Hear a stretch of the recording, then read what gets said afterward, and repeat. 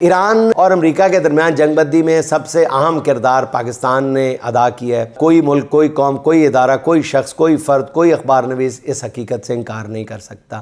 ہر ایک کو ماننا پڑتا ہے کہ اس کے لیے فیلڈ مارشل عاصم منیر، وزیر اعظم شہباز شریف اور وزیر خارجہ اسحاق ڈار نے انتھک محنت کی ہے۔ صدر ٹرمپ بھی پاکستان کو کریڈٹ دینے میں بخل سے کام نہیں لے رہے۔ میرے خیال میں اب وقت آ گیا ہے کہ امریکی صدر کے ساتھ اتنے اچھے تعلقات کو پاکستان کی ترقی کے لیے یا مالیاتی فائدے کے لیے بھی استعمال کیا جائے۔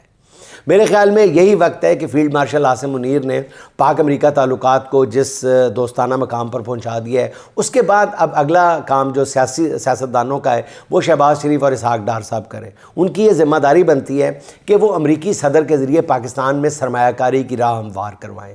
ساتھ ہی صدر ٹرمپ نے پاکستانی مصنوعات پر جو 19% ٹیرف عائد کر رکھا ہے اسے کم کروا کر کم از کم 5 یا 7% پر لے آئیں تو یہ بھی پاکستان کی بہت بڑی خدمت ہوگی۔ یہی نہیں، وزیر اعظم شہباز شریف جن کی تعریفیں صدر ٹرمپ صبح و شام کرتے ہیں، ہمارے وزیر اعظم بھی بھری محفل میں صدر ٹرمپ کو سلیوٹ کرنے میں کوئی ہار نہیں سمجھتے۔ اب وقت آ گیا ہے کہ وہ صدر ٹرمپ سے کہیں کہ وہ مسئلہ کشمیر بھی ہمارا حل کروائیں اور اسے کشمیریوں کی امنگوں کے مطابق حل کرایا جائے۔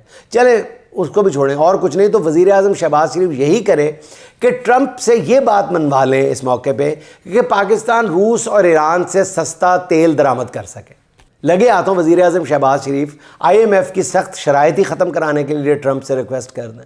پاکستانی قرضوں پر جو اس وقت IMF کا جان لیوا سود ادا کرنا پڑ رہا ہے اس میں کوئی نرمی شرمی اختیار کروا لی جائے۔